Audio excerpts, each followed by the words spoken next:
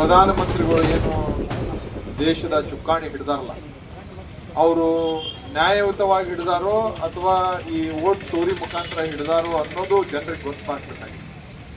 ಇವತ್ತು ಈ ಸಹಿ ಸಂಗ್ರಹ ಏನು ನಾವು ಮಾಡಾಕತ್ತೇವಲ್ಲ, ಇದು ಬೂತ್ ಲೆವೆಲ್ಗೆ ಯಾಕೆ ಮಾಡಾಕತ್ತೇವೆ ಅಂದ್ರೆ, ಪ್ರತಿಯೊಬ್ಬ ನಮ್ಮ ಕಾರ್ಯಕರ್ತರು ಹೆಂಗ ನಾವು ವೋಟ್ ಕೇಳಕ್ ಮನೆಗೆ ಹೋಗ್ತಿದ್ವಲ್ಲ, ಹಂಗೆ ಹೋಗಿ ಅಲ್ಲಿ ಏನಾಗೈತಿ ಪರಿಸ್ಥಿತಿ ಅನ್ನೋದನ್ನು ಅಲ್ಲಿ ತಿಳ್ಕೊಂಡು ಅವ್ರ ಸಹಿ ಬಂದು ನಾವು ಈ ದೇಶದ ಮುಂದೆ ಇಡುವಂತ ಕೆಲಸ ಆದ್ರೆ ಮಾತ್ರ ಜನರಿಗೆ ಗೊತ್ತಾಗೈತಿ ಇವ್ರು ಹೆಂಗ ಅಧಿಕಾರಕ್ಕೆ ಬಂದಾರ ಅನ್ನೋದು.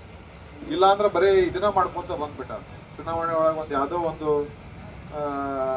ವಿಚಾರನ ಇಟ್ಕೊಂಡು ವೋಟ್ ಕೇಳೋದು, ಮತ್ತೆ ಇಂಥವೆಲ್ಲ ಒಳಗ ಏನು ಕಳ್ಳ ಮಾರ್ಗ ಅದಾವಲ್ಲ, ಇಂಥವೆಲ್ಲ ಮಾಡ್ಕೊಂತ ಬಂದು ಈ ಅಧಿಕಾರದ ಚುಕ್ಕಾಣಿ ಹಿಡ್ಕೊಂತ ಬಂದ್ಬಿಟ್ಟಾರ. ಇದ್ರೊಳಗೆ ಎರಡು ವಿಚಾರಗಳು. ಈಗ ರಾಹುಲ್ ಗಾಂಧೀಜಿಯವರು ನಮ್ಮ ಬಿಹಾರದ ಚುನಾವಣೆಯನ್ನ ಮಾಡಾಕತ್ತಾರ.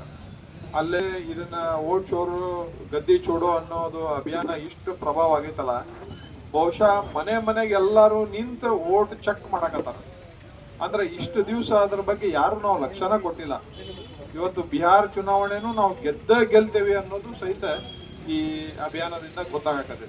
ಅಷ್ಟು ಜನ ಅಂದ್ರೆ ನಾವು ಎಷ್ಟೋ ಕಾರ್ಯಕರ್ತರು ಇಷ್ಟೆಲ್ಲಾ ದುಡಿದ್ರು ಸಹಿತ ನಾವು ಯಾಕೆ ಅಧಿಕಾರಕ್ಕೆ ಬರಾಕತ್ತಿಲ್ಲ, ಅದು ಕೇಂದ್ರದ ಚುನಾವಣೆ ಇದ್ದಾಗ ವಿಶೇಷವಾಗಿ ಅನ್ನೋದಕ್ಕೆ ಇದೆಲ್ಲ ಹೊರಗೆ ಬಂದ್ರೆ ಮಾತ್ರ ನಮಗೆ ನಿಜವಾದ ಒಂದು ನಿದರ್ಶನ ಆಗ್ತೈತಿ. ಅದೇನಾರ ಆಗ್ಬೇಕಂದ್ರೆ ನಾವು ಈ ಒಂದು ಸಹಿ ಅಭಿಯಾನ ಏನೈತಲ್ಲ, ನಾವು ಚುನಾವಣೆಗಿಂತನೂ ಬಲವಾಗಿ ಮಾಡ್ಬೇಕಾಕೈತಿ. ಯಾಕ್ರಿ ಸಂಜೋಣ, ಮನೆಗೆ ಹೋಗ್ಬೇಕಾಕೈತಿ. ಇವತ್ತು ಗದಗ ಒಳಗೂ ಇದರ ಅಭಿಯಾನ ಸ್ಟಾರ್ಟ್ ಮಾಡಿದ್ರು. ಅಲ್ಲಿ ಸುಮಾರು 2 ರಿಂದ 2.5 ಲಕ್ಷ ಸಹಿ ಸಂಗ್ರಹ ಮಾಡುವಂತ ಕಾರ್ಯ ಅಲ್ಲಿ ನಡೆಯಕತ್ತೈತಿ. ಹಂಗ ಇಲ್ಲೂ ಸಹಿತ ಇದನ್ನ ಒಂದು ಚುನಾವಣೆ ರೂಪ ಒಳಗ್ ಕೊಟ್ಟು ಇದ್ರೊಳಗ ಗ್ಯಾರಂಟಿ ಕಮಿಟಿ, ಗ್ಯಾರಂಟಿ ಅಧ್ಯಕ್ಷರು ಅವ್ರನ್ನೆಲ್ಲ ಇನ್ವಾಲ್ವ್ ಮಾಡ್ಕೊಂಡು, ಯಾಕಂದ್ರೆ ಮನೆಗೆ ನಾವೆಲ್ಲ ಇವತ್ತು ನಮ್ಮ ಸಿದ್ದರಾಮಯ್ಯ ಸಾಹೇಬ್ರು, DK ಶಿವಕುಮಾರ್ ಸಾಹೇಬ್ರು ಕೊಟ್ಟಂತ ಗ್ಯಾರಂಟಿಗಳು ಮನೆಗೆ ಮುಟ್ಟಾವ್. ಇವತ್ತು ಅವ್ರ ನೀವು ವೋಟ್ ಹಾಕಕ್ಕ ಬರೇ ಈ ಬೂತ್ ಒಳಗ, ಈ ಮನಿ ಒಳಗ ಎಷ್ಟು ವೋಟ್ ಅದಾವ ಅನ್ನೋದು ನಾವು ವೋಟಿಂಗ್ ಲಿಸ್ಟ್ ತಗೊಂಡು ಹೋಗಿ ಅವರಿಗೆ ಮನವರಿಕೆ ಮಾಡಿ ಇದನ್ನ ಸಹಿ ತಗೊಂಡ್ಬರ್ಬೇಕು. ಆಮೇಲೆ ಕುತ್ತಲ್ಲೇ ನಿಂತಲ್ಲೇ ಇದರ ಅಭಿಯಾನದ ಬಗ್ಗೆ ನಾವು ಮಾತಾಡಕತ್ವಿ ಅಂದ್ರೆ ಎಲ್ಲರೂ ಅದ್ರ ಬಗ್ಗೆ ಜಾಗೃತ ಆಗ್ತಾರೆ. ಹೌದು, ಇಂಥ ಮನ್ಯಾಗ ಇಂಥ ವೋಟ್ ಮಾಡಿಸಿದ್ರಂತ, ಹಿಂಗ್ ಮಾಡಿಸಿದ್ರಂತ.